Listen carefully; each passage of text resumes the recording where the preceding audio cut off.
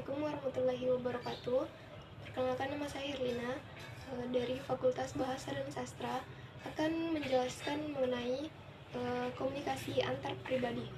Yang pertama yaitu bab 2, pengertian komunikasi. Komunikasi merupakan tingkah laku satu orang atau lebih yang terkait dengan proses mengirim dan menerima pesan. Kemudian adapun proses komunikasi yaitu dimulai dari sumber mengelola pesan dengan mengkodekan pikiran. Pesan adalah produk fisik aktual dari sumber yang melakukan pengkodean. Bila kita berbicara, pembicaraan itu adalah pesan. Bila kita menulis, tulisan itulah pesan. Ketika kita melakukan gerakan isyarat, gerakan tangan dan ekspresi wajah kita itu merupakan pesan. Saluran adalah medium tempat pesan diantarkan. Saluran itu diseleksi oleh sumber yang harus menentukan apakah menggunakan saluran formal atau informal. Penerima adalah objek yang menjadi tujuan penyampaian pesan. Kemudian pembahasan ketiga yaitu arah komunikasi. Menurut Stephen, komunikasi dapat mengalir secara vertikal ataupun horizontal. Dimensi vertikal dapat dibagi lebih lanjut menjadi ke arah bawah dan ke atas. Ke bawah di sini yang dimaksud ke bawah yaitu komunikasi yang mengalir dari satu tingkat dalam kelompok atau organisasi ke tingkat yang lebih bawah yang disebut komunikasi ke bawah. Kemudian komunikasi ke atas mengalir ke tingkat yang lebih tinggi dalam kelompok atau organisasi. Kemudian komunikasi satu arah dan dua arah. Secara ringkas, Masudi mengartikan komunikasi satu arah berarti sebuah pesan dikirim dari pengirim ke penerima tanpa ada umpan balik. Sebaliknya, komunikasi dua arah terjadi bila pengiriman pesan dilakukan dan mendapatkan umpan balik. Kemudian kita beralih ke bab 3, yaitu jenis komunikasi. Yang pertama, komunikasi intrapersonal, yaitu komunikasi yang berlangsung di dalam diri individu.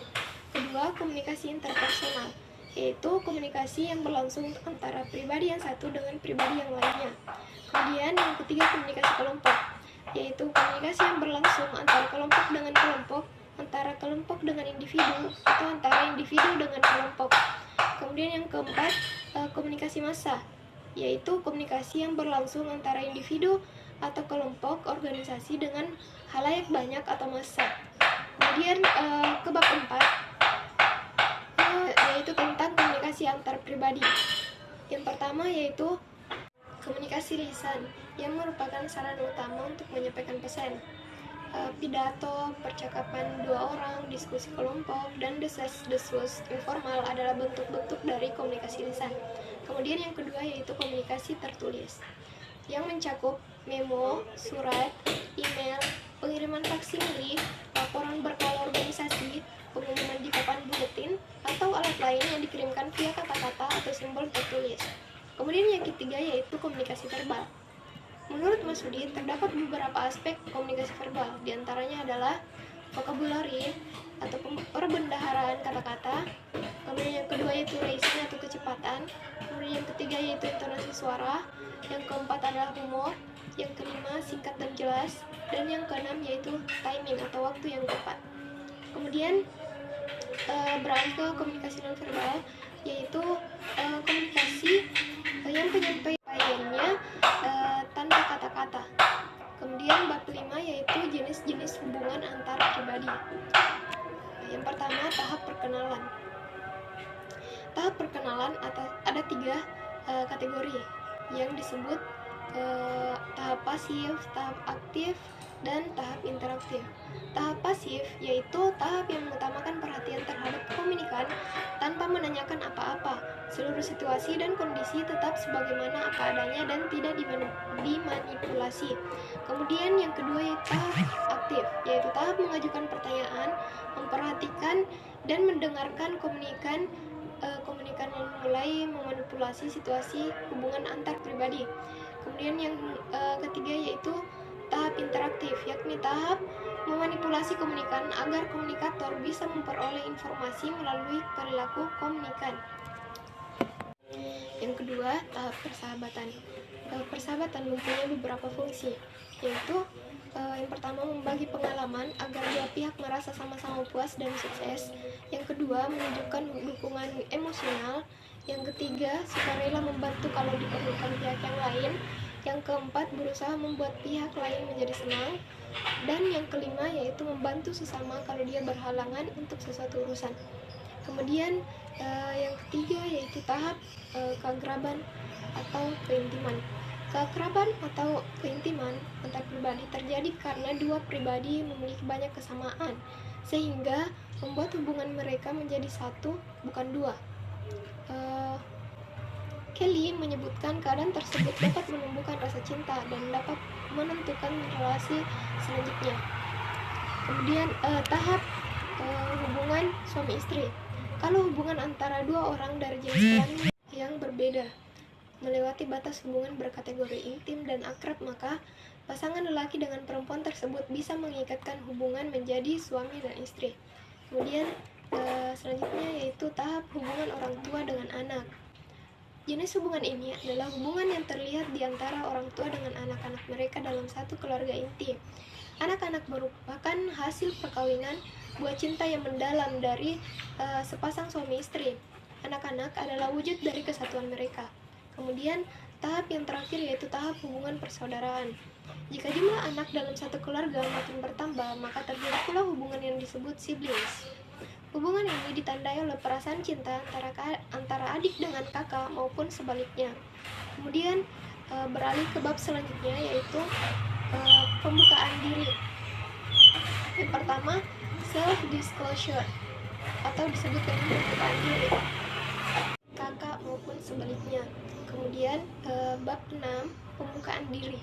Self disclosure atau disebut dengan pembukaan diri menurut Johnson adalah mengungkapkan reaksi atau tanggapan kita terhadap situasi yang sedang kita hadapi, serta memberikan informasi tentang masa lalu yang relevan atau yang berguna untuk memahami tanggapan kita di masa kini. Kemudian yang kedua yaitu jendela johari. Choloff dan Harry Ingham melukiskan diri kita ibarat sebuah ruangan berserambi 4 yang mereka sebut dengan jendela johari sesuai nama depan mereka. Serambi pertama berisi hal-hal yang kita ketahui dan diketahui oleh orang lain, maka disebut daerah terbuka. Kemudian serambi kedua berisi hal-hal yang tidak kita ketahui namun diketahui oleh orang lain, maka disebut daerah buta. Serambi ketiga berisi hal-hal yang kita ketahui namun tidak diketahui oleh orang lain, maka disebut daerah tersembunyi. Serambi keempat berisi hal-hal yang tidak diketahui baik oleh diri kita sendiri maupun oleh orang lain, itu disebut daerah tak sadar. Kemudian pembahasan ketiga yaitu membangun kepercayaan. Untuk membangun sebuah relasi, dua orang harus saling mempercayai. Menurut Sokratiknya, hal ini dilakukan pada saat menentukan di mana mereka harus ambil risiko dengan cara saling mengungkapkan lebih banyak tentang pikiran, perasaan, dan reaksi mereka terhadap situasi yang tengah mereka hadapi, atau dengan cara saling menunjukkan penerimaan, dukungan, dan kerjasama. Kemudian yang keempat yaitu tentang mempercayai dan dipercayai. Mempercayai artinya rela menghadapi risiko, menerima akibat-akibat menguntungkan atau merugikan dengan menjadikan dirinya rentan di hadapan orang lain. Dapat dipercaya berarti rela menanggapi orang lain yang ambil risiko dengan cara menunjukkan jaminan bahwa orang lain tersebut akan menerima akibat-akibat yang menguntungkan. Kemudian beralih ke bab 7 yaitu tentang hambatan komunikasi efektif. Fauzan menguraikan beberapa faktor penghambat dalam komunikasi, yaitu pertama, konsep diri atau pengalaman masa lalu yang mempengaruhi sikap. Kemudian yang kedua, menutup diri terhadap info baru. 3, penilaian terhadap pengirim pesan. 4, pengamatan yang berbeda. 5, perbedaan persepsi, pengaruh emosi, dan salah informasi. Kemudian bab 8 yaitu tentang konflik dalam hubungan antar pribadi. Konflik dan nilai positifnya. Konflik adalah situasi di mana tindakan salah satu pihak berakibat menghalangi, menghambat, atau mengganggu tindakan pihak lain.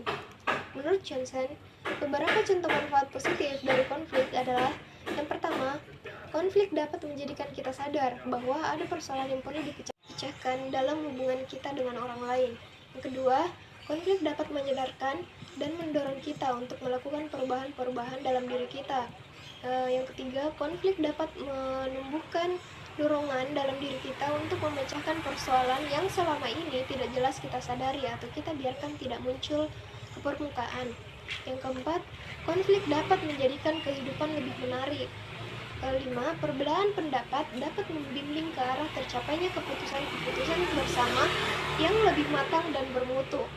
Yang keenam, konflik dapat menghilangkan ketegangan-ketegangan kecil yang sering kita alami dalam hubungan kita dengan seseorang. Keenam, konflik juga dapat menjadikan kita sadar tentang siapa atau macam apa diri kita sesungguhnya. Yang ke-8, konflik dapat mempererat dan memperkaya hubungan. Adapun strategi dalam mengatasi konflik. Setiap orang memiliki strategi yang berbeda-beda dalam mengelola konflik. Menurut Johnson, terdapat 5 gaya dalam mengelola konflik. Yang pertama yaitu gaya kura-kura. Kura-kura lebih senang menarik diri bersembunyi di balik tempurung badannya untuk menghindari konflik. Mereka cenderung menghindar dari pokok-pokok soal maupun dari orang-orang yang dapat menimbulkan konflik. Yang gaya kedua yaitu gaya ikan hiu. Ikan hiu senang menaklukkan lawan dengan memaksanya menerima solusi konflik yang ia sodorkan. Baginya, tercapainya tujuan pribadi adalah yang utama, sedangkan hubungan yang dengan pihak lain tidak terlalu penting. Kemudian gaya ketiga yaitu gaya kancil. Seekor kancil sangat mengutamakan hubungan dan kurang mementingkan tujuan-tujuan pribadinya. Ia ingin diterima dan disukai oleh binatang lain. Ia berkeyakinan bahwa konflik harus dihindari demi kerukunan. Kemudian gaya keempat yaitu gaya rubah. Rubah senang mencari kompromi. Baginya, baik tercapainya tujuan-tujuan pribadi maupun hubungan baik dengan pihak lain sama-sama cukup penting. Ia mau mengorbankan sedikit tujuan-tujuannya dan hubungannya dengan pihak lain demi tercapainya kepentingan dan kebaikan bersama. Kemudian gaya yang terakhir yaitu gaya burung hantu. Burung hantu sangat mengutamakan tujuan-tujuan pribadinya, sekaligus hubungannya dengan pihak lain. Baginya, konflik merupakan masalah yang harus dicari pemecahannya, dan pemecahan itu harus sejalan dengan tujuan-tujuan pribadinya maupun tujuan-tujuan pribadi lawannya. Baik, itulah tadi penjelasan saya mengenai komunikasi antar pribadi. Lebih dan kurangnya mohon dimaafkan, semoga dapat dimengerti. Wassalamualaikum warahmatullahi wabarakatuh.